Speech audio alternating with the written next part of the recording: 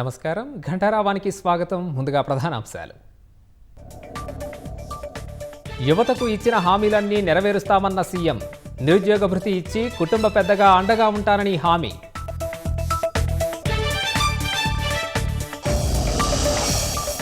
జగన్కు మనుషులంటే లెక్కే లేదన్న చంద్రబాబు. కారు కింద పడి కార్యకర్త చనిపోయినా బుకాయిస్తున్నారని ధ్వజం.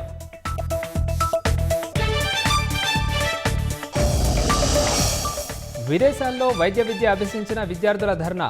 పర్మనెంట్ రిజిస్ట్రేషన్ సర్టిఫికేట్లు ఇవ్వాలని విజయవాడలో వినతి.